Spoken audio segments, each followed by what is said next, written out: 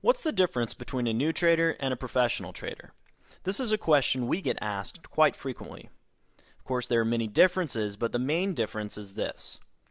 New traders think about how much money they can make, while professional traders think about how much money they can lose. Now, think about that for a moment. These are two opposite attitudes. At first, you may wonder how a trader can make any money when they're focusing on a potential loss. But the professional trader knows that one of the keys to winning is learning how to lose gracefully. Why? One of the most consistent realities in trading is that if you trade long enough, at some point in time you will likely have losing trades. But how you manage those losses has as much to do with your long-term success or failure as just about any other factor in trading. When we enter into a trade, we need to be okay with taking on a loss. We don't have to like it, but it's best to accept losses as a real component to trading. Therefore, it's important to identify and manage your risk effectively. We argue that the potential to be consistently profitable increases with the use of protective stops, which helps get you out of a trade when the market moves against you. Emotions can run very strong when your trades turn into losers. That's why we feel the first step before entering into a trade is to determine when you're going to get out of the market. If you use a wait-and-see approach to trading, you put yourself in a position to let your emotions take over your decision-making process. Traders who do not identify their risk before entering into the trade can quite often go through the 3 stages of getting the dreaded margin call. First comes hope. You hope the market comes back from a losing trade to a winning trade. But when hope doesn't work, you try wishing. You wish the market will come back enough to get out at the price where you got in, so you don't have to take a loss. And then comes desperation, where you just watch as the market continues to move against you, and eventually the margin watcher feature gets you out with a big loss. So what went wrong? It's hard to make good decisions in the heat of the battle. If you have real money on the line, you tend to make decisions based on fear or greed. We need to make decisions based on sound analysis rather than the need to just get out of a trade. How many times have you finally gotten out of a bad trade and then see the market reverse and move back in the direction you wanted? It's happened to all of us, but those who decide not to let this happen to them anymore take a big step to becoming a better trader. So, determine your entry, identify your risk, and project your potential profit again and again and again. Now, think about tossing a coin for a moment. When we toss a coin and choose heads or tails, we have a 50% chance of being correct. But what if we win $1 when we're right and lose $1 when we're wrong? Basically, we're putting ourselves in a position to be break even. So to become profitable, one of 2 things needs to happen. We need to win a higher percentage of the coin tosses, or we need to win more when we're right than we lose when we're wrong. Most traders prefer to win more when they're right than lose when they're wrong. Now, what if we win $2 on that coin toss when we're right and lose $1 when we're wrong? The answer is, of course, that we would more likely be consistently profitable. I'd want to toss that coin 24 hours a day, 7 days a week, since I have the numbers on my side. Remember, again, it's a 50-50 coin toss. Even if I lost 5 coin tosses in a row, I would want to take that 6th toss as a trading opportunity. And why not? There's nothing wrong with the coin or with what I was doing, so I'd remain consistent in my approach. Profitable traders take a similar position, knowing that there's no guarantee that any one trade will be profitable. They therefore detach themselves from the outcome of any one trade, but they know that after a series of trades, chances are good that they will be profitable. Whether it's a series of 10 trades, 1 month of trades, or a quarter or a year of trading, they know they have been profitable in the past, and since they're using the same approach, the chances are good that they will be profitable in the future. This is their strength. It's easy to keep your emotions out of your trading when you treat trading as a business rather than a source of entertainment. So be consistent in your approach and how you handle losses, as this is one thing that makes a good trader. Let's continue with the coin toss analogy. We should think about winning half of our trades. It's true, some new traders find a way to win 75% of their trades or more, but the problem is that they win a little while risking a lot.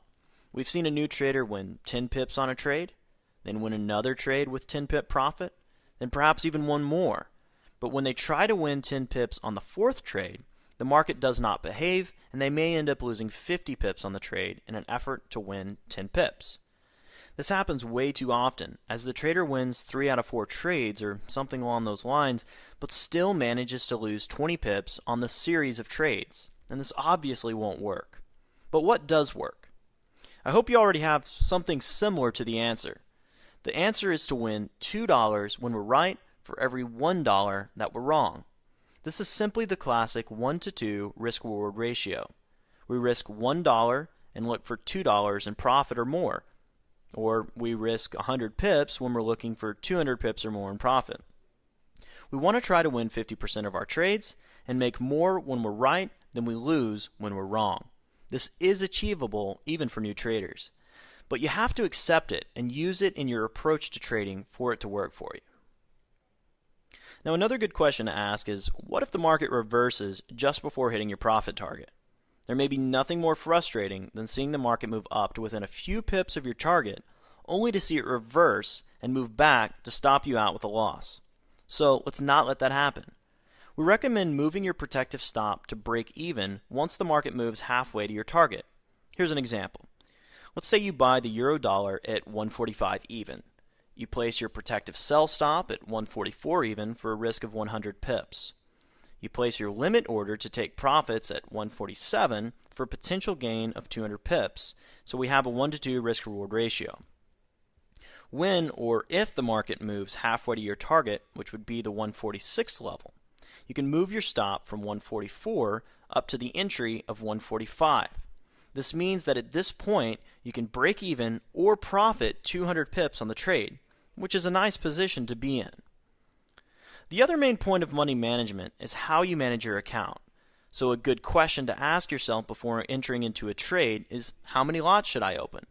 To get a better understanding of how to determine this, consider the following.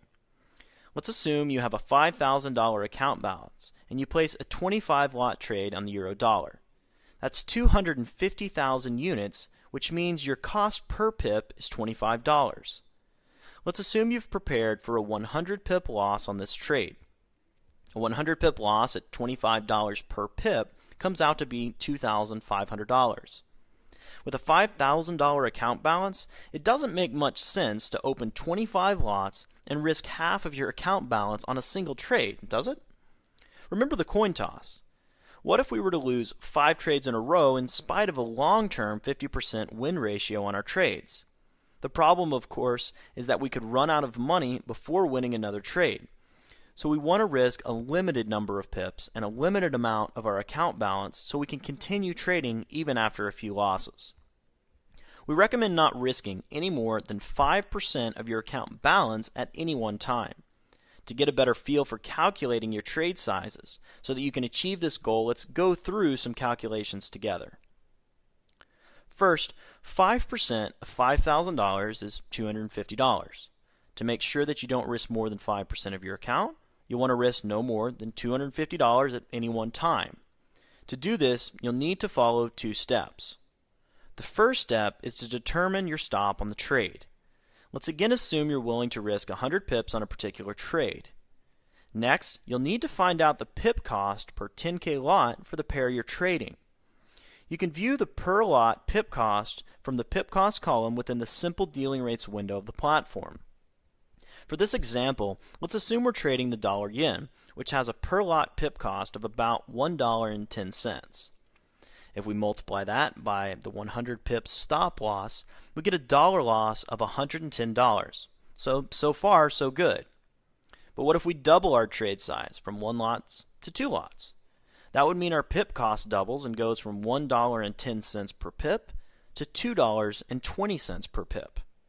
So a 100 pip loss trading 2 lots would be $220, still under the $250 maximum that we have. But what about 3 lots? With 3 lots, our pip cost goes up to $3.30 multiplied by the 100 pip loss, and we get $330, which is more than the $250 or 5% of our account. So at a maximum, we'll want to trade 2 lots on this particular trade to stay within these parameters. I have to take a moment to strongly emphasize something here. Notice that our recommendation was not to risk more than 5% of your account balance at any one time. This does not mean that you can open 5 trades, each risking 5%. That's a risk of 25%, not 5%. You'll often find that there are many good trading opportunities available at the same time, but depending on the amount of capital you have available to you and the risk that each trade has associated with it, you might not be able to act on all of them. Patience and consistency are key. And remember, a missed trade today will likely bring with it another trading opportunity tomorrow.